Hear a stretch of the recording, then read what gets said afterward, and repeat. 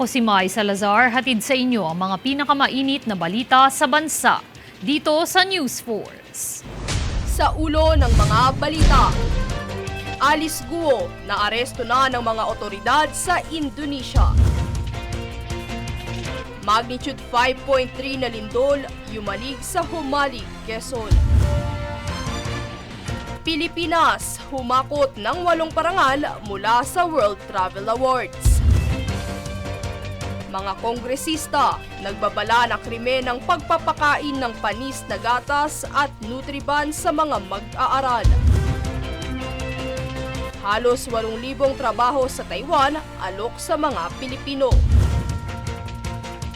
Paralympic swimmer Angel Otom target ang ginto sa 50-meter butterfly ng Paragames. Nagtapos sa ika-6 na pwesto sa finals ng 50-meter backstroke. Patas at pantay na balita, komprehensibong ulat para sa pulso ng masa. Ito ang News Force. Naaresto na ng otoridad si dismissed Mayor Alice Guo sa isang probinsya sa Indonesia. Samantala, isinusulong ngayon sa Senado ang tuluyang pagbabawal ng operasyon ng Pogo sa bansa. Para sa detalye, narito si Francis Riudique. Nasa kustodiya na ng mga otoridad sa Indonesia si dismissed Mayor Alice Guo. Ito ang kinumpirma ni National Bureau of Investigation o NBI Director Jaime Santiago. Pasado 1:00 umano ng madaling araw nang matunton si Guo sa Tangerang City na isang probinsya sa Jakarta, Indonesia. Palipat-lipat umano ng hotel o matutuluyan si Guo. Pinakamatagal na umano ang 2 araw na kanyang pananatili sa isang lugar. Matatandaang natuklasang kalagitnaan ng Hulyo nang umalis sa bansa ang sinibak na alkalde kasama ang kanyang kinikilalang kapatid na si Sheila Guo at Cassandra Ong na umano'y sangkot sa Pogo sa Porac, Pampanga. Bago mapunta sa Indonesia ay nagtungo muna sila sa Malaysia at Singapore. Pinasalamatan naman ni Senator Risa Hontiveros ang mga nasa likod ng pagkakaaresto kay Alice Guo. Asahan umano na maiharap sa hearing sa Senado si Guo sa lalong madaling panahon. Kaugnay nito, isinisulong sa Senado ang tuluyang pagban sa operasyon ng Pogo sa bansa at pagpapawalang bisa ng batas na bumuo para sa tax regime ng nasabing industriya. Francis Riudique, nag-uulat para sa One Media Network. Ipinagtibay ng Kongreso nitong Martes ang 123 Agreement sa pagitan ng Pilipinas at Estados Unidos sa pamamagitan ng isang resolusyon na magsusulong sa mapayapang paggamit ng nuclear energy sa bansa. Ang detalye tunghayan sa ulat ni Princess Castro.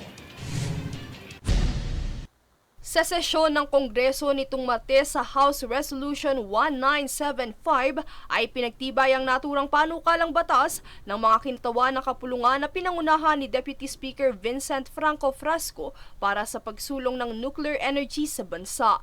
Ito ay nakaangkla sa 123 Agreement ng Pilipinas at Estados Unidos na nilagdaan noong nakaraang taon sa San Francisco, California at nagkabisa noong 2 ng Hulyo taong kasalukuyan.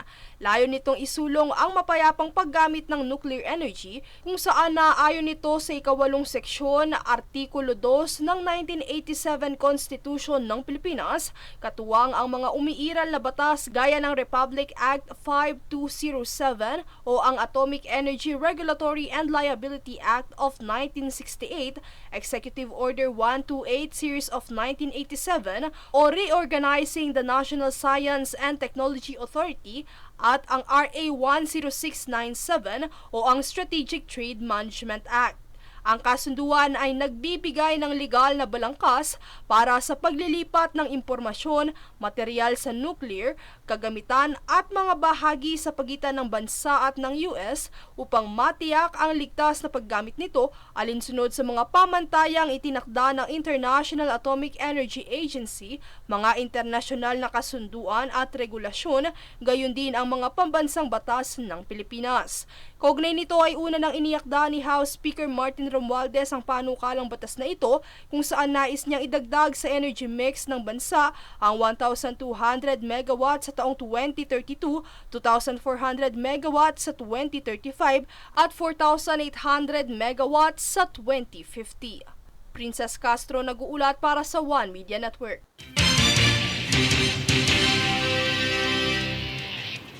Tiniyak ng Philippine National Police ang kakayahan nitong protektahan si Kingdom of Jesus Christ founder Apollo Kibuloy kung sakali mang siya ay susuko. Ito ang pahayag ni PNP PIO Chief Police Colonel Jean Fajardo na aniya wala umanong nakikitang banta sa buhay ng pastor. Kaya panawagan ng PNP sumuko na lamang si Kibuloy.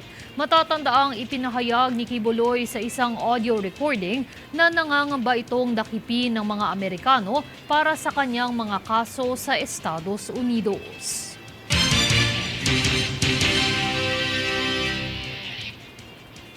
Isang magnitude 5.3 na lindol ang tumama ngayong araw ng Miyerkules sa probinsya ng Humalig, Quezon, alas 7:16 ng umaga. May lalim itong 1 kilometro kung saan naramdaman ang intensity 1 hanggang 4 sa mga kalapit pang lalawigan. Tectonic ang pinagmulan ng lindol kung saan bagamat inaasahan ng aftershocks, wala namang pinsalang idudulot ang naturang lindol.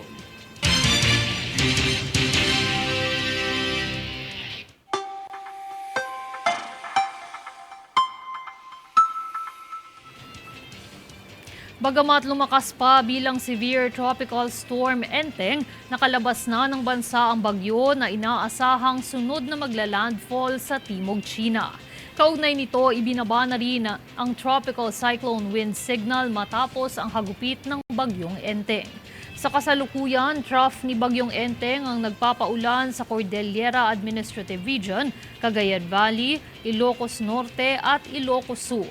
Habang mas pinalakas na habagat naman ang asahan sa Pangasinan, Zambales, Bataan at Occidental Mindoro. Paminsan-minsang pag-ulan naman sa Metro Manila, La Union, Cavite, Batangas, Rizal, Laguna, Oriental Mindoro, Northern Palawan at natitirang bahagi ng Central Luzon. Habang kalat-kalat na pag-ulan pa rin sa Quezon, Marinduque at Romblon.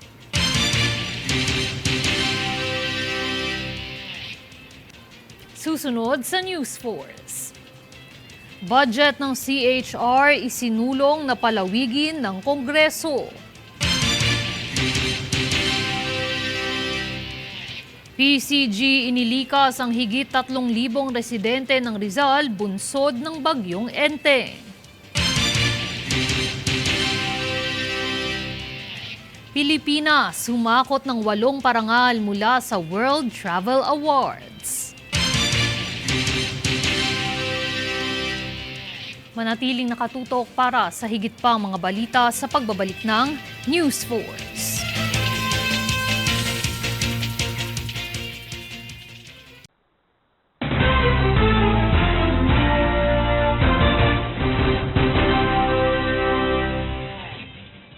Talagang love the Philippines. Ito ay matapos na makahakot hindi lang isa, kundi 7 parangal ang Pilipinas mula sa prestigyosong World Travel Awards.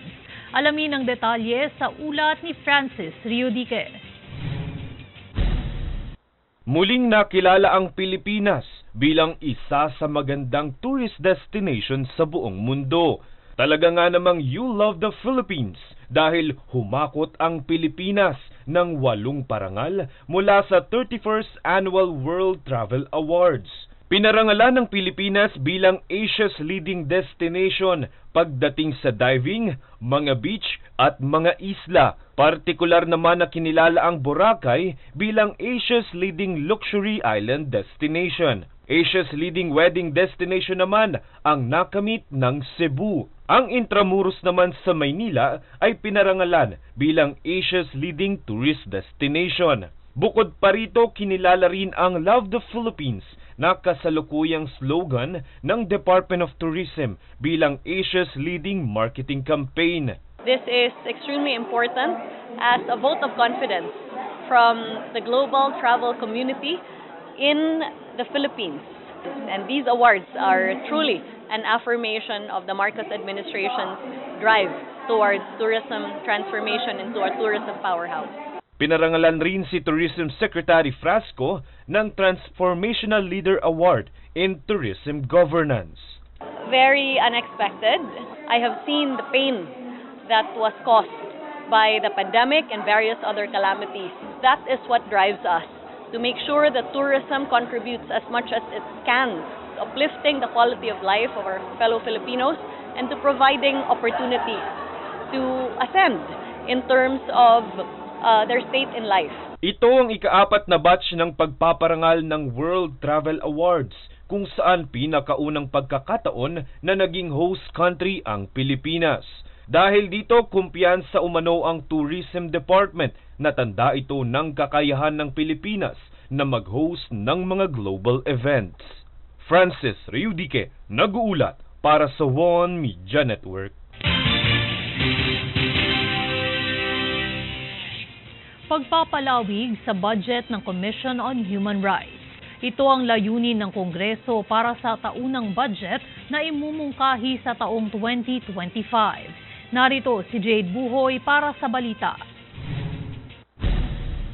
Matapos ang pagdinig sa iminungkahing budget para sa taong 2025 ay naispondohan ng Kongreso ng higit sa 1 bilyong piso ang Commission on Human Rights o CHR. Ito ay upang maipatupad ang Republic Act 10353 o ang Anti-Enforced or Involuntary Disappearance Act of 2012. Ayon kay Gabriela Party List Representative Arlene Brosas, ang batas na ito ay naglalayong magpondo ng 10 milyong piso para sa paunang pagpapatupad ng pondo na kinakailangan para sa CHR maging sa Department of Justice o DOJ. Aniya, kinakailangan palawigin ang budget dahil mayroon ng 14 na kaso ng biglaang pagkawala sa mga miyembro ng human rights group. Ayon pa kay CHR budget sponsor at Negros Oriental Representative Jocelyn Lim Kai Chong, kulang ang budget na ibinigay sa ahensya, kung kaya't kinakailangan ng Kongreso na magpasya upang masolusyonan ito. Bahagi sa budget na minumungkahi ng mga kongresista ay ukol sa proteksyon ng karapatang pantao, pagsusulong maging sa mga panawagan at pagpapalawig ng mga kautosang nabibilang rito. Dahil ang programa ng CHR ay naglalayong imbestigahan ang mga paglabag na naganap, maghandog ng tulong para sa paghuhukom at palawigin ang mga kautosang nagpoprotekta sa mga mamamayan. Jade Buhoy, nag-uulat para sa One Media Network.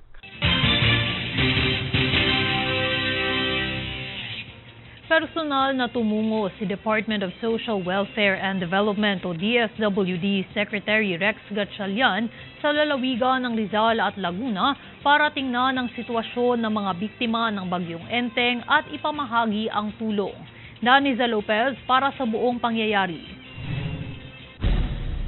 Ipinadala ni Pangulong Ferdinand Bongbong Marcos Jr. si Department of Social Welfare and Development o DSWD Secretary Rex Gatchalian para personal na kamustahin sa evacuation center ang mga biktima ng Bagyong Enteng sa probinsya ng Rizal at Laguna. Ipinaabot ng kalihim sa mga inilikas ang mensahe na handa ang pamahalaan na tutukan ang lagay ng mga ito at bigyan ng sapat na tulong. Namahagi si Gatchalian ng Family Food Packs o FFPs kasabay ng 10,000 pisong tulong pinansyal mula sa Assistance to Individuals in Crisis Situation o AICS. Pinuri naman ng kalihim ang mga local chief executive dahil sa agarang aksyon ng pagtugon sa mga pangangailangan ng residente. Anya, mas nagiging madali ang distribusyon ng tulong at trabaho sa pamamagitan ng maayos na pamamahala ng mga lokal na pamahalaan. Daniza Lopez, nag-uulat para sa One Media Network.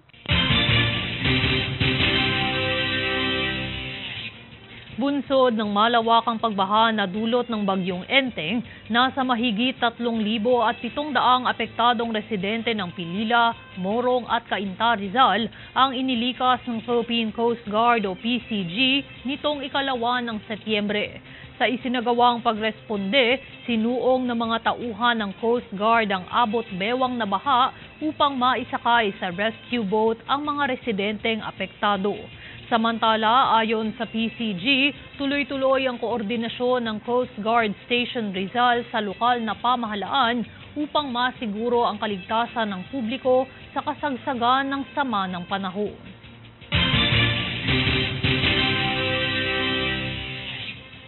Handa ang Government Service Insurance System o GSIS na magbigay tulong sa mga miyembro na apektado ng bagyong Enteng. Alamin ang detalye mula kay Daniza Lopez. Dala ng bagyong Enteng ay ibinahagi ng Government Service Insurance System o GSIS na mayroon itong handog na emergency loan para sa mga miyembro. Ito ay maaaring ma-access sa pamamagitan ng GSIS Touch o kiosk na makikita sa mga ahensya ng pamahalaan o sa mga mall. Paliwanag ni GSIS President at General Manager Vic Veloso, nagsisilbi itong tulong para sa mga nasalanta kung saan ibinahagi rin niya na mayroong iba pang alok na serbisyo ang ahensya. Tiniyak ni Veloso ang agarang aksyon ng tulong sa oras na matukoy ang mga lugar na nasa ilalim ng state of calamity. Para naman sa higit pang impormasyon ukol sa paglo-loan ay maaaring tumungo sa opisyal na website ng GSIS at social media page nito. Daniza Lopez nag-uulat para sa One Media Network.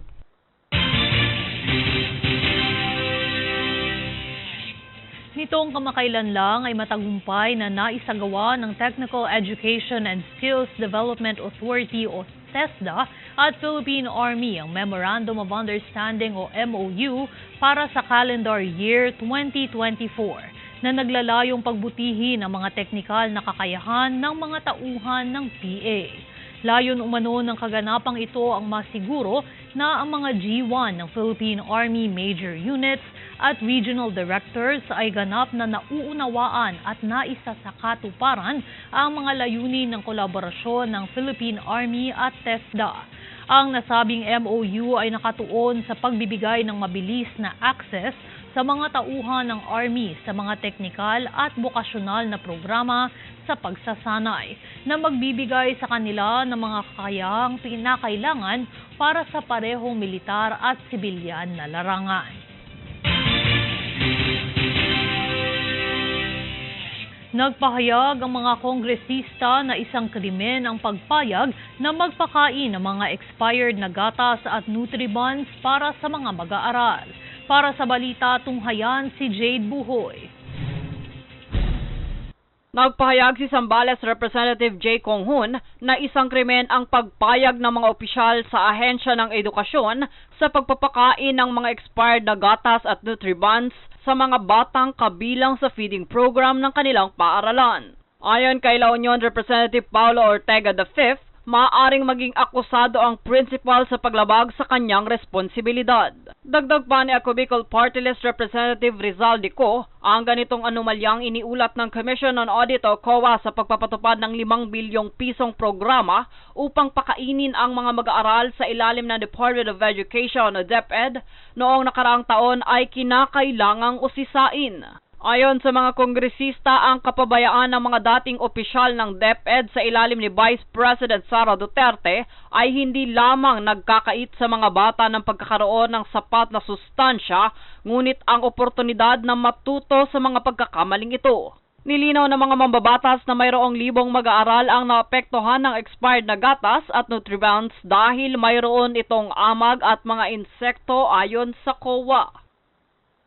Jade Buhoy, nag-uulat para sa One Media Network.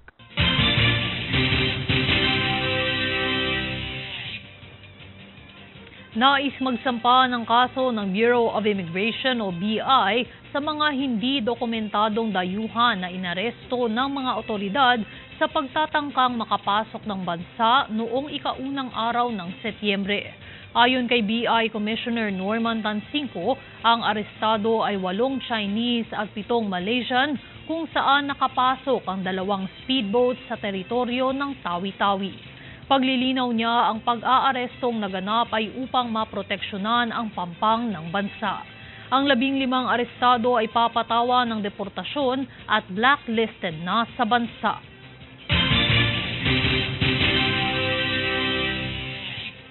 Susunod sa News Force. DepEd nagbabala ukol sa kumakalat na pekeng tulong pinansyal para sa mga estudyante. Halos 8,000 trabaho sa Taiwan alok sa mga Pilipino.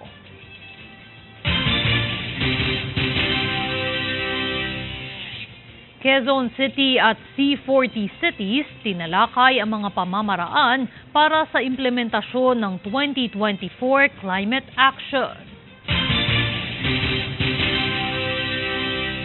Manatiling nakatutok para sa higit pa mga balita sa pagbabalik ng News Force.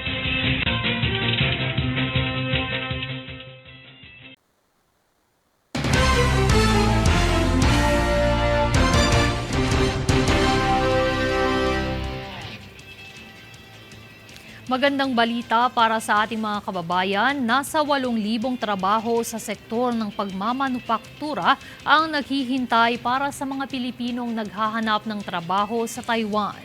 Ito ay ayon sa anunsyo ng Manila Economic and Cultural Office. Ang mga bakanteng trabaho na ito ay gaganapin sa job fair mula ika-9 hanggang ika-11 ng Setyembre sa Lawag at Vigan. Nasa 17 manpower agencies at employer ang lalahok sa pagbibigay ng trabaho sa mga Pilipino. Pinapayuhan naman ng mga kalahok na magtungo sa portal ng Department of Migrant Workers para sa mga available na trabaho at mag-register para sa job fair.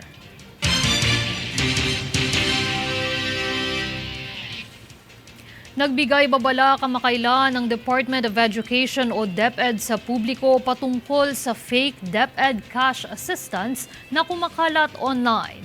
Ang mga pekeng anunsyo ay nangangako ng tulong pinansyal na nagkakahalaga ng 5,000 piso at 8,000 piso para sa mga mag-aaral mula elementarya hanggang kolehiyo kapalit ng kanilang pribadong impormasyon. Paalala ng DepEd, manatiling alerto laban sa maling impormasyon at kumuha o bumisita lamang sa opisyal na website at mga social media platform ng kagawaran.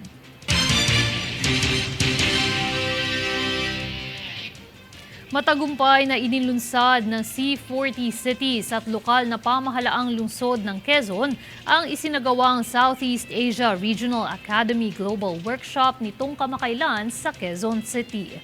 Tunghaya ng ulat ni Princess Castro. Alinsunod sa inisyatibong makamit ng Quezon City ang Greener City, nakiisa ang lungsod sa Southeast Asia Regional Academy Global Workshop nitong kamakailan. Sa naging global workshop sa lungsod ng Quezon, nagpalitan ng best practices ang mga delegado kung paano isinasakatuparan ang inclusive climate action sa kanilang komunidad. Nagkaroon din ng high-level dialogue sa pagitan ng C40 regions, kinatawan sa Indonesia, Malaysia at United Kingdom. Ang C40 Cities Sea Regional Academy ay bahagi ng Climate Action Implementation Program na sinusuportahan din ng Urban Climate Action Program ng UK government. Sa kabilang banda, binigyang diin ni QC Mayor Joy Belmonte ang kahalagahan ng pagkakaroon ng inklusibong climate action na magbubukas ng oportunidad sa mga mamamayan. Anya, ang inklusibong inisyatibong ito ay mas ramdam sa mga barangay ang epekto, kaya't mas kailangan ng agarang aksyon para sa mga residente. Princess Castro nag-uulat para sa One Media Network.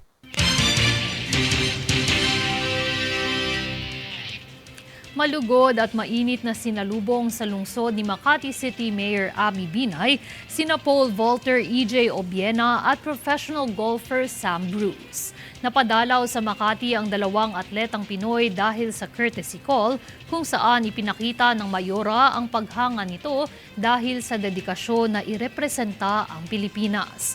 Napag-usapan sa pagpupulong ang planong kolaborasyon para isulong ang larong pampalakasan sa lungsod.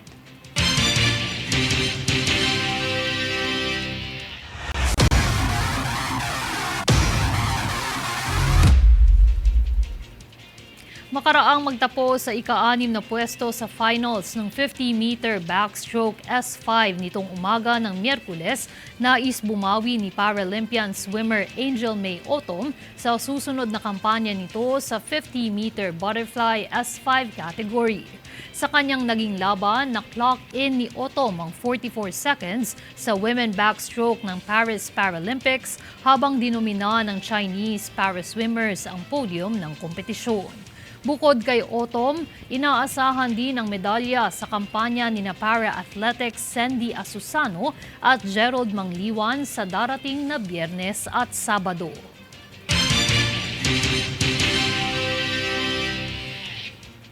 At narito ang recap ng mga nagbabagang balita ngayon. Sa ulo ng mga balita, Alice Guo na aresto na ng mga otoridad sa Indonesia. Magnitude 5.3 na lindol, yumanig sa Humalig, Quezon. Pilipinas, humakot ng 8 parangal mula sa World Travel Awards. Mga kongresista, nagbabala ng krimen ng pagpapakain ng panis na gatas at Nutriban sa mga mag-aaral. Halos 8,000 trabaho sa Taiwan, alok sa mga Pilipino. Paralympic swimmer Angel Otom, target ang ginto sa 50-meter butterfly ng Para Games. Nagtapos sa ika-6 na pwesto sa finals ng 50-meter backstroke. Patas at pantay na balita, komprehensibong ulat para sa pulso ng masa. Ito ang News Force. At yan ang pinakamainit na mga balita ngayong araw. Manatiling nakatutok sa aming mga ulat at updates sa aming Facebook page, facebook.com/OneMediaNetwork. Ako si Mai Salazar at ito ang News Force.